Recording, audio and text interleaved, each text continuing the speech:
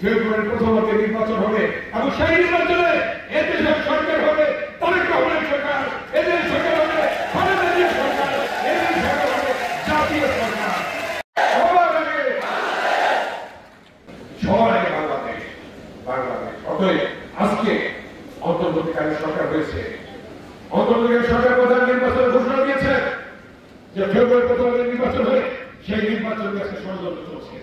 সব মশার বিরুদ্ধে সুরক্ষা দিতে এলো বসুন্ধরা এক্সট্রিম অ্যারোসল, মশার বিরুদ্ধে এক্সট্রিম সুরক্ষা।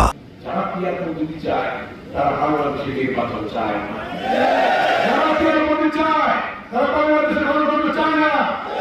আজকাল গণতন্ত্র নিয়ে তারিখ নিয়ে উল্টাপাল্টা করতেছে, কথাবার্তা বলছে, তাদের কি আজকে নির্বাচনটা হলেই কিন্তু তাদের কথা ভুল শেষ হয়ে যাবে। এইটা বুঝেই তারা ষড়যন্ত্র করছে। জিয়া পরিবার সবসময় বাংলাদেশের মানুষের পাশে ছিল, ঠিক কিনা? 1971 সালের 25শে মার্চ যখন পাকিস্তানি হানাদার বাহিনী এই ঢাকা আক্রমণ করেছিল, হাজার হাজার মানুষ হত্যা করেছিল, তখন চট্টগ্রামের একজন মেজর সেই চট্টগ্রাম ঠাকুরবাড়ির কেন্দ্রে নিয়ে বলেছিল, আমি মেজর দিয়ে বলছি স্বাধীনতার ঘোষণা দিয়েছিলেন জিয়া বাবা। এবং তার মধ্য দিয়ে সেনাবাহিনী, পুলিশ, মিডিয়া বাংলার দামাত ছেলেরা মুক্তিযুদ্ধে নেমেছিল। জিয়া পরিবার থেকে সেটির নেতৃত্ব এসেছিল।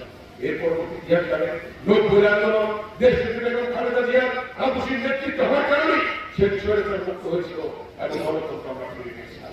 এবং এই 16 বছরের মধ্যে 1 দশক তারেক রহমান নেতৃত্ব দিয়েছে ফ্যাসিস্ট খুনি শেখ হাসিনার বিরুদ্ধে।